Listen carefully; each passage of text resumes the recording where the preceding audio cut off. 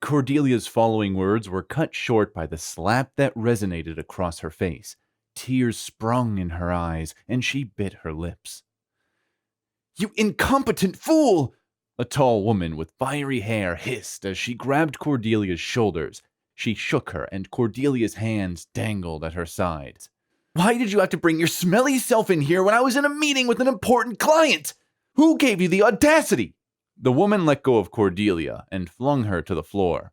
Cordelia gasped at the pain that shot through her lower leg.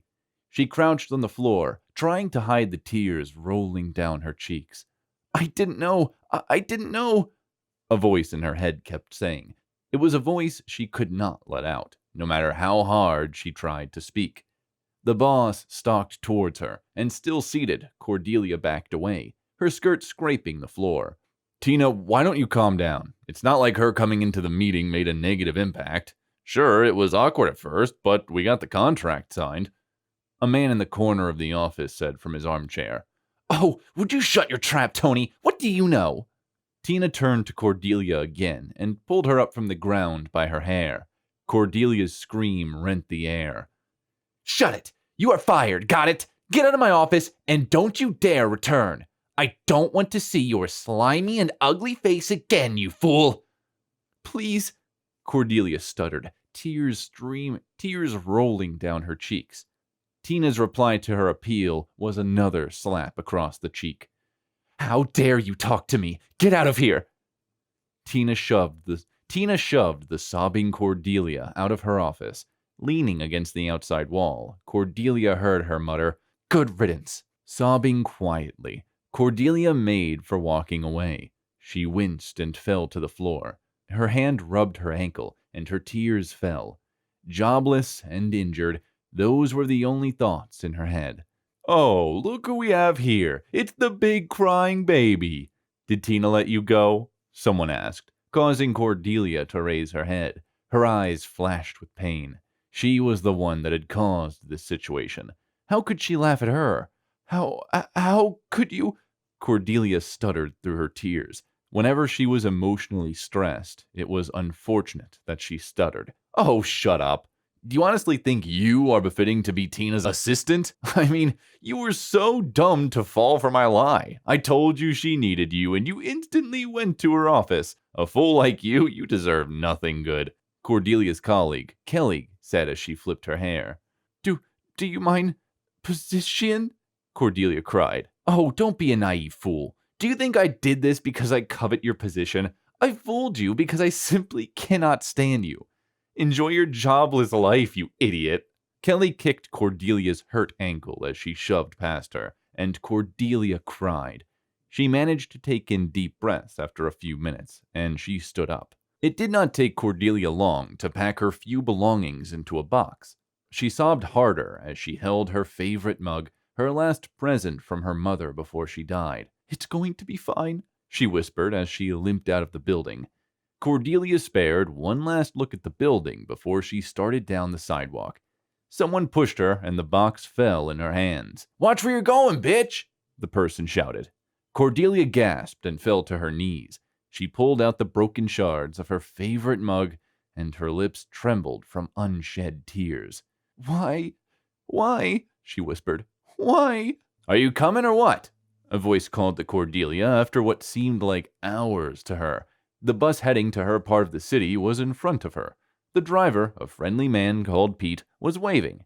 She scrambled to her feet and winced. Bedraggled, Cordelia made her way into the bus. Her sadness blinded her as she did not see the person waving at her until a hand grabbed her. Please don't hurt me, she cried, her eyes shut. Cordelia? What happened to you? A familiar voice asked. Cordelia's eyes flew open, and she saw her only friend in the world, Bree.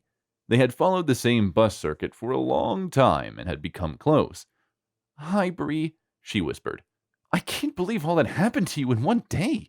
Indeed, when it rains, it pours. So what will you do now? You needed that job, Bree told Cordelia minutes after sharing her story. Cordelia's head fell. I guess we will have to survive on Kyle's salary until I get another job. I'm sure Kyle will understand. He will. Bree rolled her eyes.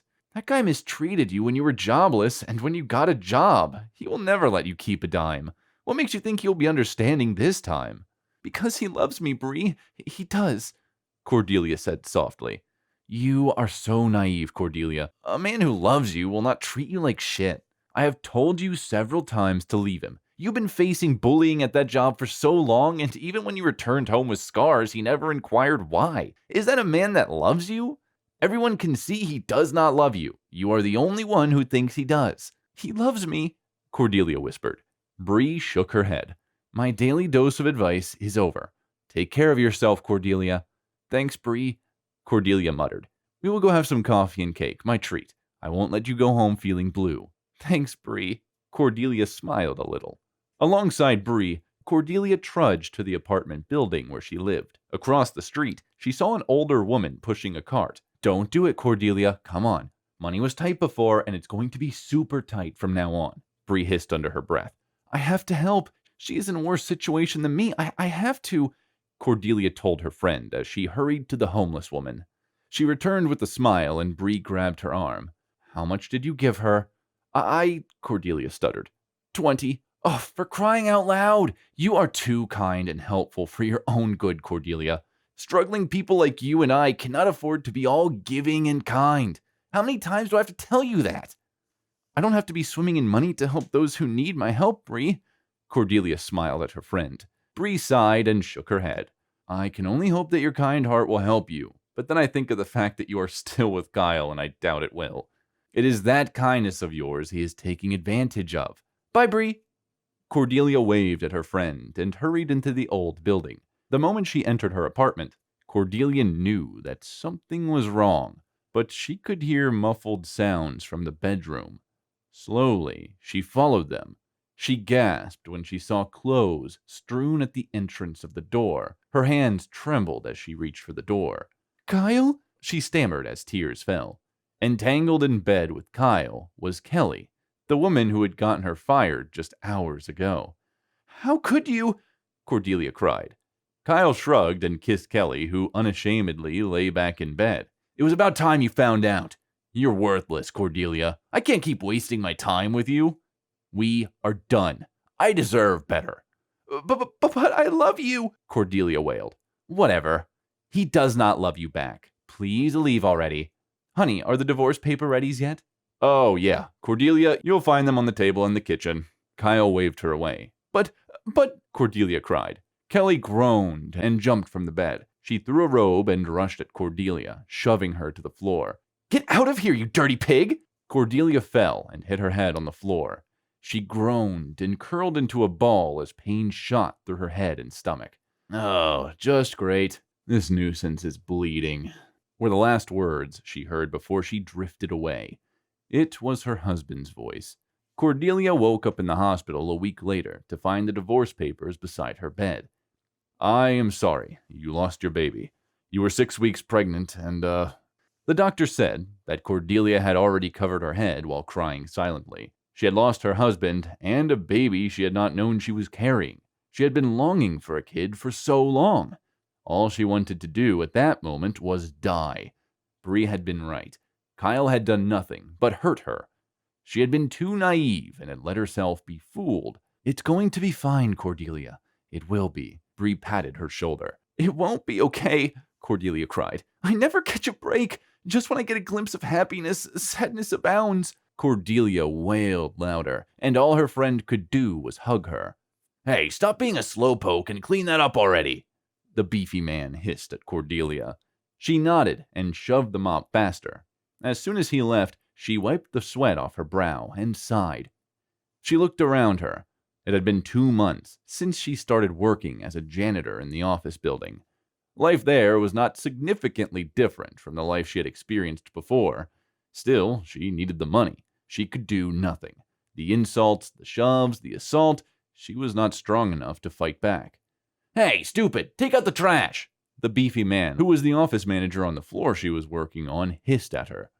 Cordelia grabbed the garbage can and hurried out of the building. She froze in the alley beside the building where she saw an older man being accosted by 2 men working there. They had knives pointed at him. Cordelia turned around, but then stopped. She was trembling because she was afraid, but she shook her head. She had to help him. She pulled out her phone and quickly dialed 911. "Please come now," she whispered. "You fucking bitch!" She felt the knife's sharpness as it pierced through her just as blood pooled at the front of her shirt.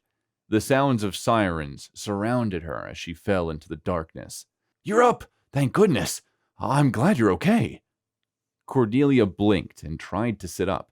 She winced, and a pair of strong arms held her down. "You need to rest." "Who are you?" she asked the tall man with kind eyes who was standing beside her. "You saved my life, miss." "Thank you. Your friend Bree has told me everything you've been through.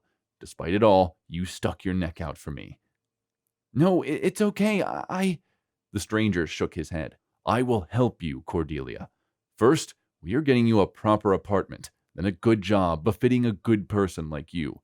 You are now under my care, and you won't want or cry. It'll be okay." "Thank you. Thank you," Cordelia sobbed as Bree hugged and the stranger patted her shoulder. "They hate me. I can see it in their eyes. They hate me, all of them," she whispered. "Who hates you?" He was getting impatient with her repeating the same verse repeatedly. "Everyone does. They all hate me, despite everything I do. They don't like me. Why can't anyone like me? Why can't they see my strengths?"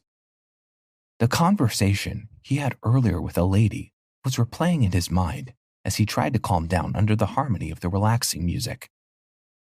He came to this concert to relieve himself a bit from the daily burden of his job, but he could not get rid of his exchange with one of his patients. "You said you tried everything. What did you do?" he asked her. She took a moment to reply and said, "Nothing. I can't do anything. Sometimes I am too weak. And it seems like I don't have the physical strength. And sometimes I don't feel myself, as if they tricked me. Or even worse, they hid me somewhere, from where I cannot return, no matter how hard I try." She was speaking in a trance and was annoying the hell out of her psychologist. He loved his job, but he hated weak women, and she was weak, at least according to him. "I don't feel an ounce of happiness inside me." Her lips quivered as she continued, "as if I have no right to be happy anymore." "Maybe you need to try to be braver. Try a bit harder to feel the emotion," he replied. "I am brave, and I am trying. But sometimes only trying isn't enough, is it?" She wasn't looking into his eyes. "Yeah, I can see that," he thought as the pencil in his hand was on the verge of splitting into two. Rolling the same pencil between his fingers, he sat down in the front row. There was an expensive-looking fancy piano at the bottom of the stage.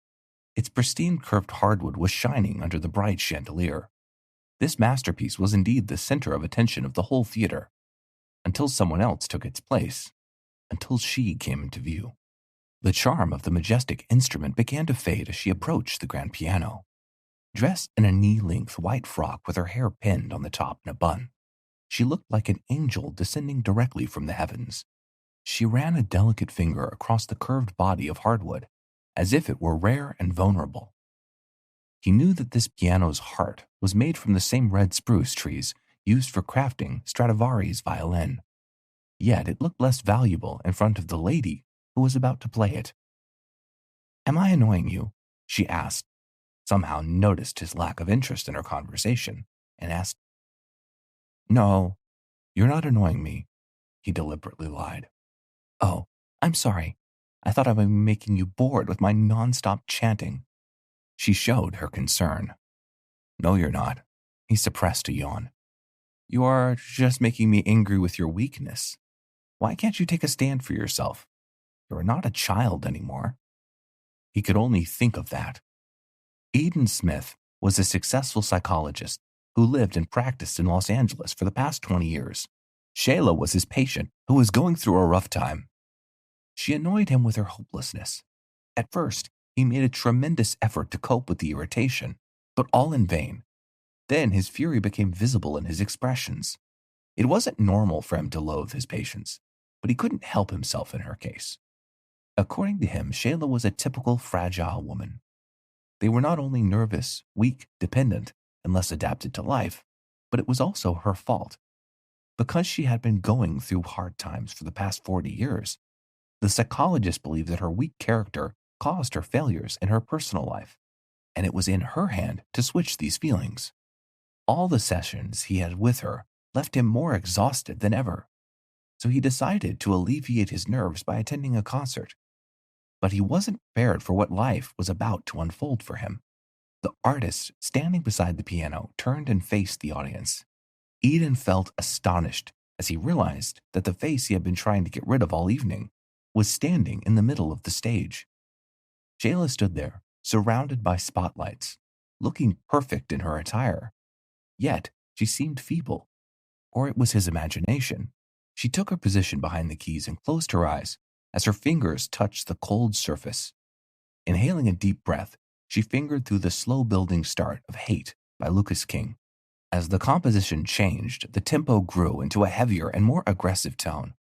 Every muscle in her body was engrossed in it. Her hips swayed, her head rocked, and her fingers did wonders on the keys.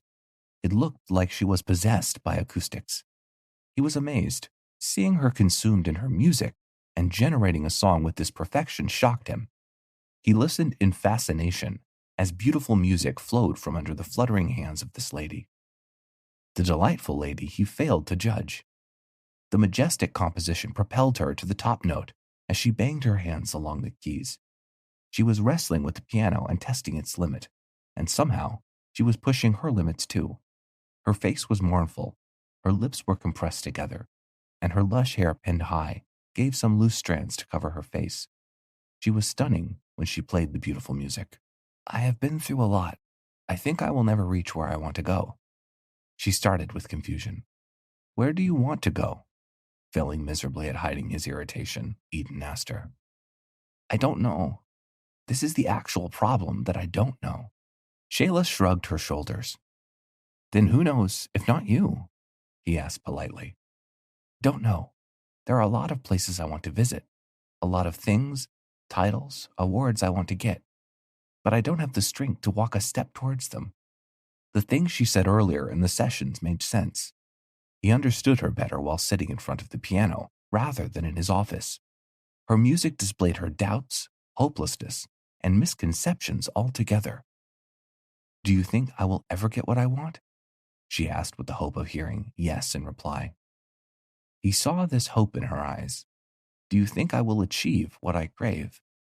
Eden nodded his head in disagreement and said, No, certainly not with this attitude of yours. It is a big no. You will never be able to achieve your goals. You will never see an ounce of happiness with this attitude. He burst her bubble of hope and brought her out of her daydreaming. She remained silent for a whole minute. I kept looking at the floor. The dirt on the mat was making fun of her. And then she whispered, That was rude. Shayla nodded her head. That was rude of you to say this. I said what I saw, he defended his hate. Then you saw it wrong. I'm a little misguided now, but I know I will reach there, or I will never reach there. She was indeed trying to reach somewhere. It was evident by her restlessness. However, it was uncertain from her expression if she had reached her destination or not. She was not misguided as she claimed to be. Instead, she was not guided at all. And Eden felt ashamed of himself for not providing her with anything helpful. He scratched a finger down his whiskered throat and yanked on the collar behind his tie so he could breathe easily. He saw her as a weak woman who was depressed, unbalanced, and an infantile woman. He kept blaming her childishness, and non-seriousness for her discomfort. But he did not spend a moment understanding her essence. Eden was repenting that despite the troubles in her life, he never appreciated her strong personality. He never told her that everything would turn out to be okay. His misconception blindfolded him. He forgot that outside of his office, there is a life that this weak, thin woman somehow copes with and has been living for more than 40 years. He never thought she could give such a brilliant performance that would leave hundreds of people in complete awe. Sitting in a concert, he realized a life lesson that nobody knows anymore. Either they evaluate only what they want to see, or what is available for them to consume. He learned that in our life, we do not always look attractive, successful, or confident all the time. We possess different powers and abilities that others cannot see. People only look a little bit in the crack of their life and jump to conclusions. They get blindfolded by their rush and then repent later. And he didn't think about who she was in this life. Then the thought of getting to know her better crossed his mind and left him baffled. He didn't realize that love had happened to him. And not just any love, the kind that the French call sunstroke. It happens unexpectedly and leaves you with nothing but a burn. He suddenly felt a surge of happiness seeping inside of him at the thought, but it soon transformed into discontentment as he remembered the last words of Shayla. "You never really tried to understand me, right?" she asked him while looking into his eyes for the first time. "What made you think that?" Eden went into defensive mode and countered her with a question. "You never asked me why I felt such things. I don't remember you showing interest in any of my hobbies. Not that I have many, but you should have at least inquired about them." She rested her back against the comforter and kept asking him questions he had no answers to. "You said I would never reach there. Maybe you are right or maybe you are wrong. But the way you said that wasn't ethical at all." She accused him of non-professionalism, to which Eden had no answers. He knew she was right, but he didn't let his conscience take over his pride. "You are wrong," he argued in a meek tone. "We both know who is wrong, Mr. Smith. Thank you for your time. I will not say it was a nice meeting with you, because it wasn't," and she left. Eden replayed her last sentences repeatedly in his mind and saw her fingers easing down the keys. She was reaching the end of her music. The audience was getting ready to stand in their seats to appreciate her. They were about to stand for the woman he labeled weak and found irritating.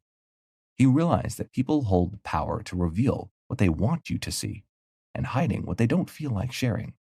They may be confused or weak at one thing and at the same time be a master of the other. He failed himself when he judged a book by its cover. He should have asked her about things that made her strong. He should have asked her what she does outside of her room. Where does she want to go? What does she want to achieve?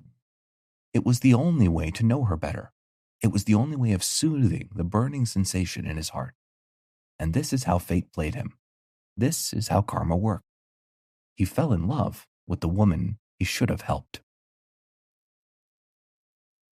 He was all alone. The world seemed to be plotting against him. He was young mentally, but his body was frail and damaged.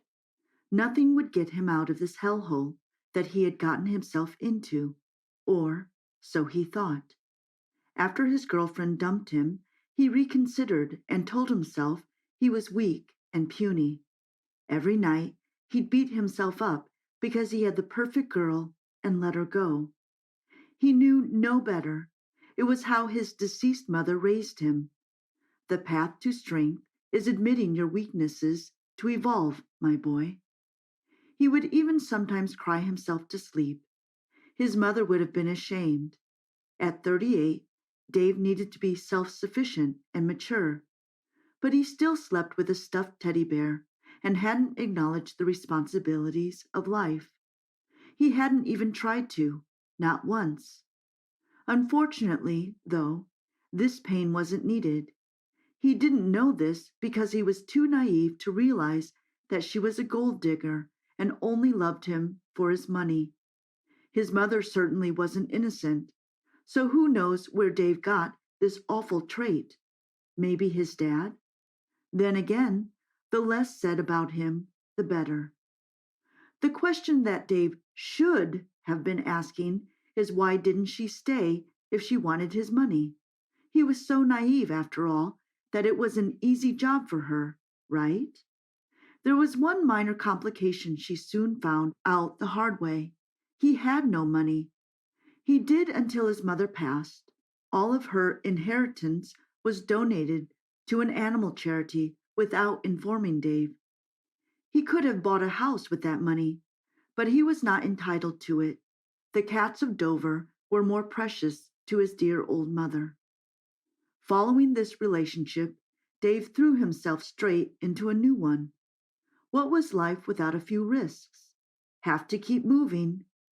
Days had passed, and he had concluded that it wasn't his fault. He was still unaware of the valid reason Beveldust blamed her mental health. He was ready to find someone new. He was confident that he had the charisma, looks, and humor to find his life's love. The only thing he was missing now was money, which was about to be fixed. Arriving at the door, he felt a weird and slightly ominous presence. It was like someone was intensely watching him. The front lawn was well presented, which immediately gave Dave a sense of comfort and warmth that combated the eerie presence. Walking in fairly calmly and composed, Dave introduced himself. "Good afternoon, sir. I saw your advertisements in the paper. Some important details were missing, which worried me slightly, but what could go wrong? I want to be your new business partner if you allow me to have the honor." The same naivety that trapped David in an abusive relationship for 4 months had just trapped him in a shady agreement. How did he still not realize what was going on? A few months later, all seemed to be going well. They had set up a very reputable shop and had turned over a large amount of revenue. This had made David insanely happy, and he was looking forward to getting a cut of the quarterly profits and using them to invest in his little flat, get himself out of debt, and start living his best life. He walked up to the office door, confident and sharp. He knocked 4 times, as always, and waited, smiling to the brim. 30 seconds or so passed, which was unusual considering that his boss always answered almost immediately. He said that it was due to not being able to focus entirely due to certain things that he couldn't disclose. David knocked another 4 times, but no, there was no response. He couldn't even get into the building himself because he had never been given a key. Most business owners would get a key to their facility, but the locksmith can't replicate the key as of now. I'll keep trying. This was the excuse that kept being given, and yet again, due to David never batting an eye when details like these arose that didn't seem quite right, he would continue not to question a thing. Poor old Dave just wanted money. His quality of life depended on it. He knew the only way to get some was to find his boss and get his deserved cut of the corner shop revenue. He didn't spend 9 hours a day selling Freddos for nothing. It wasn't fun. It was anguish, and without the money, it was an absolute waste of time. The following day, Dave marched to Mr. Baker's house and looked at the door. The pure despair and shock on his face were so prominent that they could have been measured with a tape measure. Sold. Mr. Baker's house lay barren in a wasteland of overgrown foliage. Dave quickly rang the estate agent to see if he could provide some updates. He sat on call and listened to the awful elevator music until, eventually, someone picked up. "Hi, I'd like to find out what is going on with Mr. Baker. He's my business partner, and I am keen to find his whereabouts." "I'm sorry, sir. I need more details. His first name and date of birth should be enough." I don't. Thank you for your time, sir. Enjoy your day." Even when defeated and distraught, Dave wished others to be well.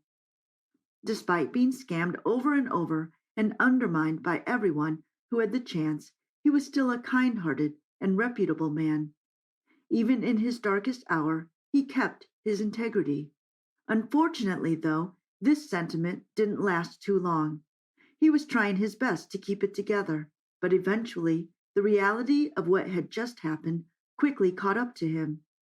His phone plummeted to the ground, and Dave fell onto his knees and started sobbing.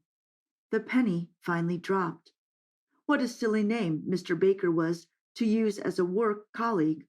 Why wouldn't his boss tell him his first name? Why didn't he get a key to his own business?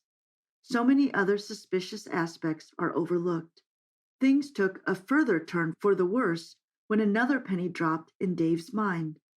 His girlfriend had also pulled the same wool over his eyes. His boss and girlfriend wanted him to do things for them without witness or reward. Dave felt puny and helpless. He had no girlfriend, money, confidence, or life. He was a certified failure, and his one chance to redeem himself had failed due to his oblivious nature. Many months passed, and Dave was still struggling to cope. He had gotten himself a primary job working locally, but the small wage of this job barely covered his necessities. One morning in the autumn, he went for a stroll. The immense cold pierced through his delicate skin, and the rain began to pour. It reflected his poor mood, and the dampness in his eyes soon stopped due to the rain. Like when he found out that his boss had screwed him over with the business, Dave fell to his knees. But unlike last time, someone came to help. A silhouette shrouded in the autumn fog drew closer. A cute and soft voice emanated toward Dave, making him feel immediately better. "You all right, mate?" She was so pretty. Dave got back on his feet and introduced himself. It was like he had been given a new lease of life. The energy flowed within him, and enthusiasm ran through his veins. Jump forward a few months, and Dave had become engaged to his new, soon-to-be wife, Adriana. She was perfect for him. No more taking advantage of poor old Dave. She loved him for who he was, not what he had. He was sweet, generous, and caring, all that mattered to Adriana. Dave never heard back from the shady businessman that ripped him off.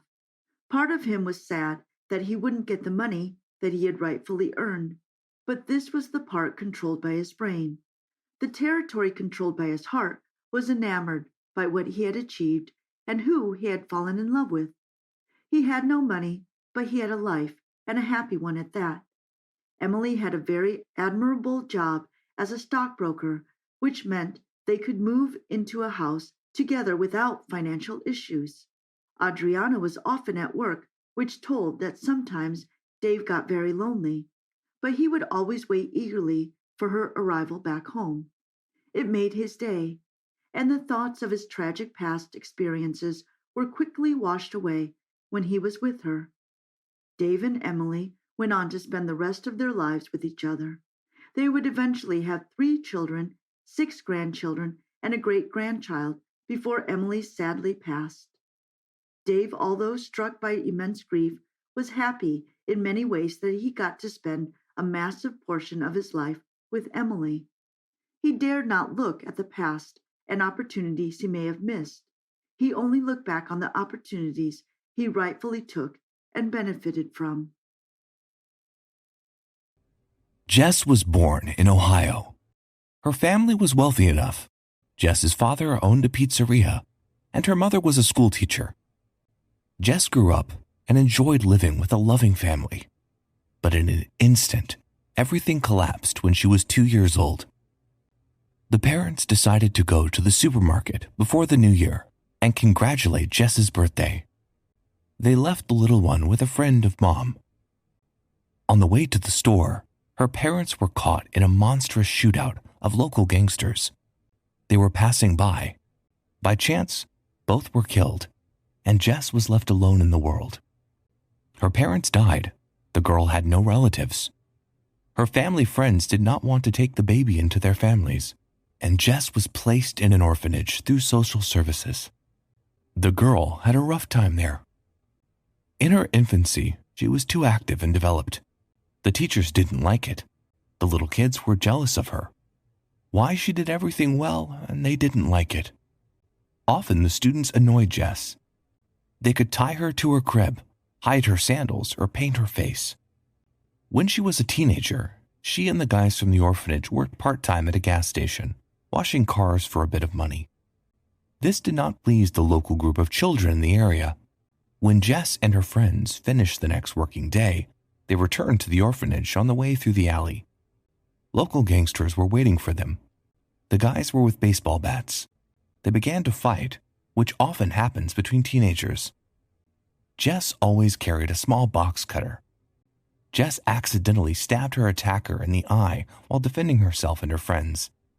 She was terrified of this. A police officer was passing by. Seeing the fight, he quickly called for reinforcements and an ambulance. It turned out that Jess had wounded the son of a local gangster boss. No one could figure out who was interested in what would happen to the girl. Jess went to jail, the kids' prison. She was afraid of this place. The children in prison were angry and hurt by life, even more than those in the orphanage. Jess cried a lot at night, wondering why she had to bear such a heavy burden. For her excellent behavior, the girl was moved to a double cell. The cell neighbor was Jeanette, a girl from France. She was older than Jess. Jeanette was locked up by accident. She was at the crime scene. A murder was committed in the woods, and the killer left a knife on the corpse. Jeanette saw the man's body lying down. She was scared to give her first aid, threw away the knife, and tried to help, but it was too late. The girl called the police, but the police thought it was Jeanette who killed the man, based on the fingerprints on the knife, and put her in prison. Jess and Jeanette communicated well. Jeanette had more time in prison than Jess. Jeanette once told her that in a good life before prison, she was dating a guy who was French and called him Nicolas. They loved each other, but when something happened that put Jeanette behind bars, he didn't believe the girl was innocent and left her in the courtroom. Jeanette missed him. She truly believed she could be with her lover when she got out. When Jess found out she was going to be released, she was 19. Jeanette asked her to find Nicolas and give him a letter. Jess kindly agreed as she had no idea what to do when she got out. The first thing after the prison, girl began to look for Jeanette's boyfriend. At the address where the girl lived were other people. But Jess wasn't the person who would drop a case halfway.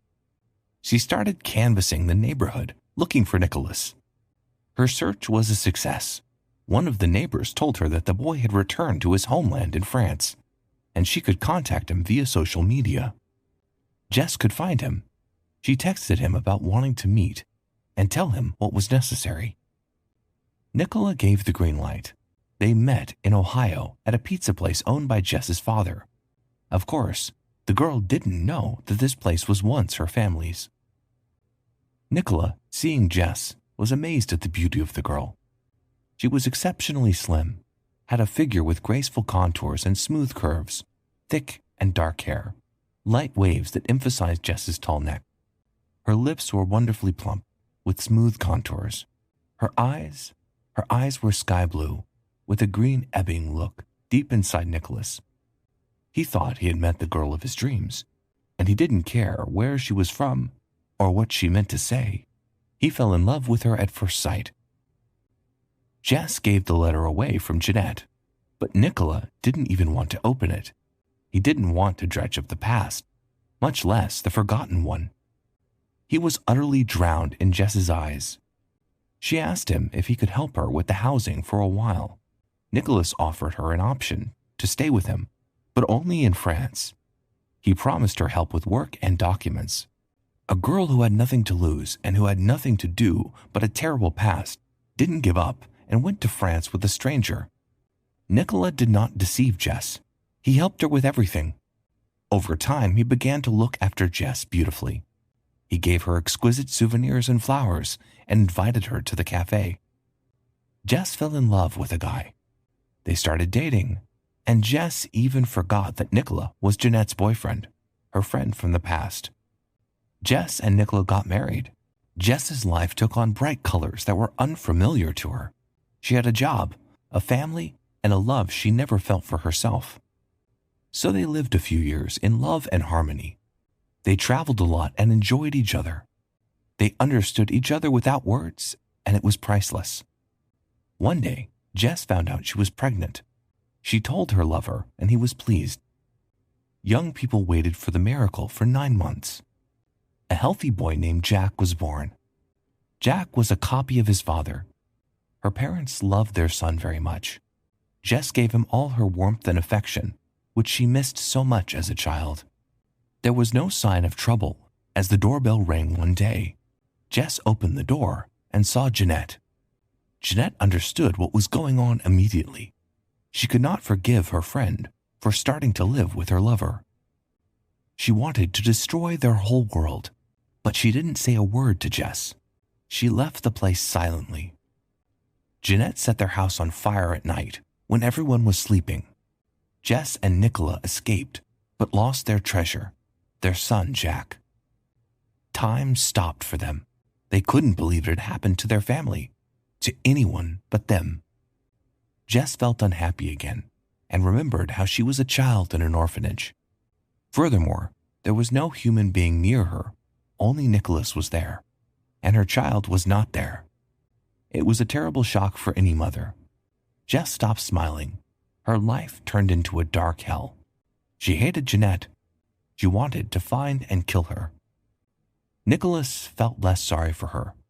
He paid less attention to her and went into himself. Jess found out where Jeanette was living and went to visit her, but she couldn't kill her either, and she wanted to look her in the eye. When she saw Jeanette, Jess was stunned. Jeanette was bald, terribly thin and pale. She was sick and had an incurable disease. It was cancer. Jess realized that life had already punished this woman without her involvement. She thought in her head that, in this life, everything comes back as a boomerang whether you like it or not. Of course, the pain of losing a child will never be alleviated, but it began to blunt and hide deep in each of their hearts. After a while, strange things started to happen in Nicholas and Jess's lives. Jess began having nightmares at night. She became afraid to go to bed and to go to sleep alone. The first thing Jess dreamed was that, in the dark, a girl walked alone into a room she didn't know. A wall covered with pictures of her children, and every child in a photo invited her to his room. Jess was horrified by this.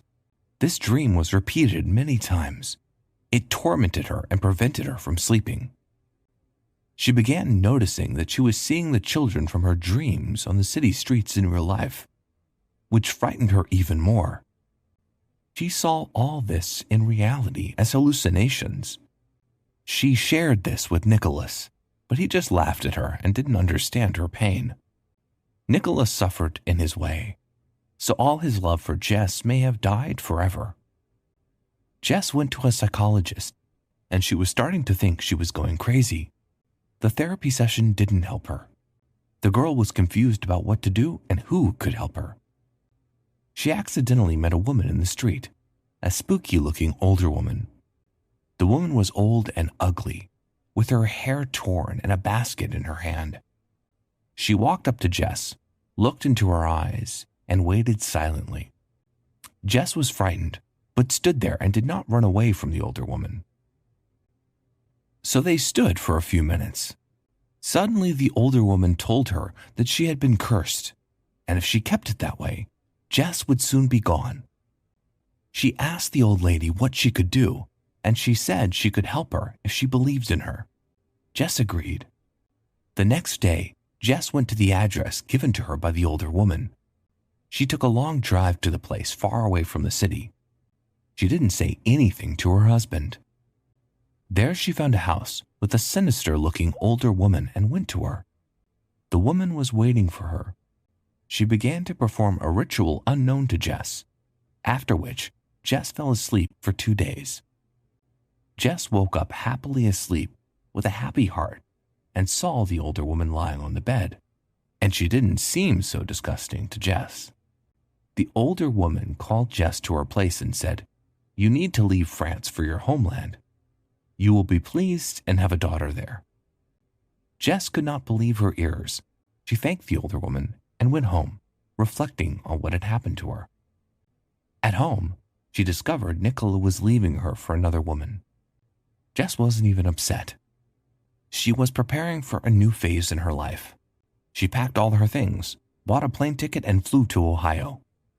There she bought herself a small house. She started renovating her garden, which helped her not to think about her hard life and the death of her child. She had no more nightmares and was sleeping soundly. She had peace of mind. She got a job. She decided to go into floristry, and she began collecting combinations of flower bouquets. It calmed her. One day a man came to her for flowers. He was familiar with her face, She recognized in him her friend from the orphanage. They got to talking. It turned out Marcus was from the same orphanage. He worked as a surgeon in Ohio. Marcus lived alone and never had a family. He recently found out where his mother was buried, who had placed him in an orphanage, and he came to buy her flowers to take to her grave. He asked Jess to accompany him to the cemetery. Jess felt his soul, so she did not refuse. He waited until her shift was over, and they went to his mother's grave. Marcus silently put the flowers on her grave without saying a word. On the way back, they went to the cafe. The weather was cold and snowy outside. They talked for a long time and reminisced about all the sad and funny parts of life at the orphanage. They remembered how they ended up together in the alley and how, after the terrible fight, Jess went to prison. Marcus said that after the war, the guy Jess stabbed in the eye went to the orphanage to look for Jess, and he wanted to apologize for putting Jess in prison. His vision was barely injured. There was only a tiny scar under his eyebrow. Jess couldn't believe her ears that a man had realized his mistake. Marcus and Jess started dating and moved in together pretty quickly. It was New Year's. They spent the New Year's together and decided it was a new episode in their lives, and they didn't want to break up, and they were going to live together. It was a Christmas miracle for both of them, and for Jess, it was also a birthday gift. They spent that winter together. Jess told Marcus how she lost her baby and how unhappy she was all along. Marcus worked as a doctor all his life after the orphanage, helping people and living with no one, always being alone. A few months later, Jess and Marcus learned they would become parents. This was unexpected news for both of them, and very happy for them. Jess remembered the older woman's words that she would have a daughter. At the ultrasound, Jess learned the sex of her baby, and it was a girl. Jess smiled and realized that everyone could be happy in life. Just everyone gets their happiness at different times.